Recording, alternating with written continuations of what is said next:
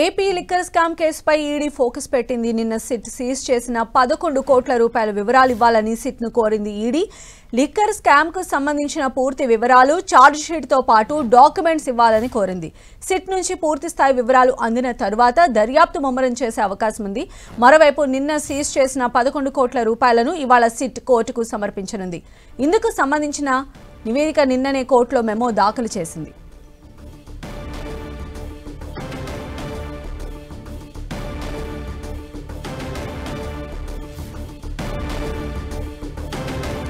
మరిన్ని అప్డేట్స్ తెలుసుకుందాం. మా ప్రతినిధి విజయ్ చంద్రన్ మనకు అందుబాటులో ఉన్నారు. విజయ్ చంద్రన్,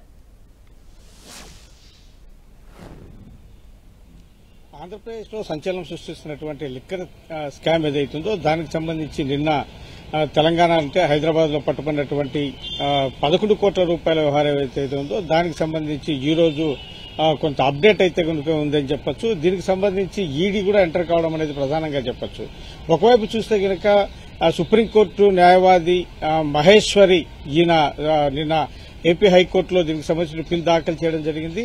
దీన్ని ఈడీ చేత విచారణ చేయాలా అని చెప్పేసి ఆయన పిల్ దాఖలు చేసింది. అయితే కనుక దీనికి సంబంధించి నీకున్నటువంటి లోకల్ స్టాండ్ ఏమి, నాన్ లోకల్ అయినటువంటి నీకున్నటువంటి ఈ ఆసక్తి ఏమి ఈ కేసు మీద అని చెప్పేసి ఏపీ హైకోర్టు ఆయన ప్రశ్నించడం జరిగింది. అయితే దీనికి సంబంధించి విచారణ వచ్చే వారానికి వాయిదా వేయడం జరిగింది. అయితే ఈ లోపలనే ఈడీ ఎంటర్ కావడం జరిగింది. దీనికి సంబంధించినటువంటి వ్యవహారంలో పూర్తి డాక్యుమెంట్, ఛార్జ్ షీట్, తగిన ఆధారాలన్నింటి కూడా తమకు సమర్పించాలా అని చెప్పేసి ఈడీ సిట్ను కోరడం జరిగింది. సిట్ కూడా ఈడీకి ఇచ్చే అవకాశాలు అయితే కనుక పుష్కలంగా ఉన్నాయని చెప్పొచ్చు. ఎందుకంటే దీన్ని ముప్పేటగా దీన్ని విచారణ చేయాలా అని చెప్పేసి సిట్ కూడా భావిస్తా ఉంది. ఎందుకంటే ఇది ప్రతిష్టాత్మకంగా మారింది. ఏమాత్రం ఈ కేసుకు సంబంధించినటువంటి అంటే నిందితులు ఎవరైతే ఉన్నారో వారు నిర్దోషులుగా ఇప్పుడు ఏదైనా విడుదలయ్యే అవకాశం ఏదైనా ఉంటే కూడాను ఇది రాష్ట్ర ప్రభుత్వానికి ఒక పెద్ద ఇబ్బందికరమైనటువంటి పరిణామంగానే చెప్పొచ్చు. ఎందుకంటే మరొక వైపు దీంట్లో ఒక కక్ష సాధింపు, రాజకీయ ప్రేరేపితమైనటువంటి కుట్ర అని చెప్పేసి వైసీపీ ఆరోపిస్తున్న నేపథ్యంలో ఈ కేసు మరింత ప్రతిష్టాత్మకంగా మారిందని చెప్పొచ్చు. మరొక వైపు ఈ మూలాలన్నీ కూడాను బిగ్ బాస్ జగన్మోహన్ రెడ్డి వైపు చూపుతున్నాయని చెప్పేసి పదే పదే ఈ తెలుగుదేశం పార్టీ అయితేనేమి దానికి సంబంధించిన మిత్రపక్షాలు జనసేన, బీజేపీ ఆరోపిస్తున్న పరిస్థితి. కాబట్టి ఈ విషయంలో చాలా ప్రతిష్టాత్మకంగా ఉన్నారు. ఇంకా ఏదైనా ఆధారాలు ఉన్నాయా అని చెప్పేసి అన్నింటినీ కూడాను సిట్టు విచారణ చేస్తా ఉంది. ఈ రోజు ఈ 11 కోట్ల రూపాయలను ఏపీ అంటే ఏసీబీ కోర్టులో సమర్పించడంతో పాటు నిందితులను కూడా హాజరుపరుస్తారు.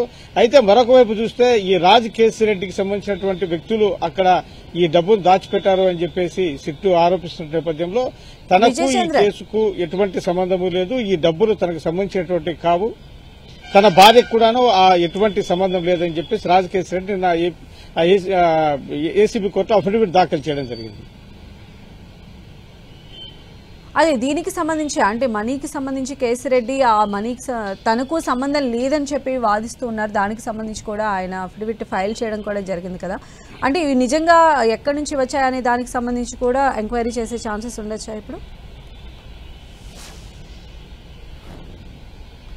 ఇప్పుడు ఏదైతే 11 కోట్ల రూపాయలు పట్టుకున్నారో దానికి సంబంధించినటువంటి వ్యవహారంలో రాజ్ కేసిరెడ్డికి సంబంధించినటువంటి అతని అనుచరులు అక్కడ ఈ 12 బాక్సుల్లో 11 కోట్ల రూపాయలు పెట్టారని చెప్పేసి సిట్ ఆరోపణ చేస్తా ఉంది. దీనికి సంబంధించినటువంటి వ్యవహారంలో ఈ కేసులో నిందితులే దీనికి సంబంధించినటువంటి సమాచారం ఇచ్చారు కాబట్టి ఈ వ్యవహారంలో రాజ్ కేసిరెడ్డి పాత్ర ఖచ్చితంగా ఉంది. రాజ్ కేసిరెడ్డి దీన్ని అక్కడ దాచిపెట్టడం జరిగింది.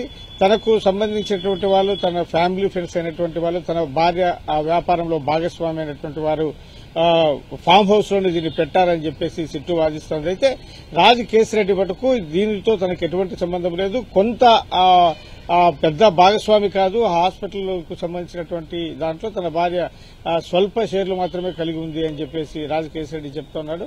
అయితే దీనికి సంబంధించిన పూర్తి స్థాయిలో విచారణ చేసి ఇంకా మరికొంతమందిని అంటే ఈ 11 కోట్లు పట్టుకున్న వ్యవహారంలో మరికొంతమందిని కూడాను ఈ కేసులో చేర్చే అవకాశం అయితే ఉంది. రైట్ విజయ్ చంద్రన్.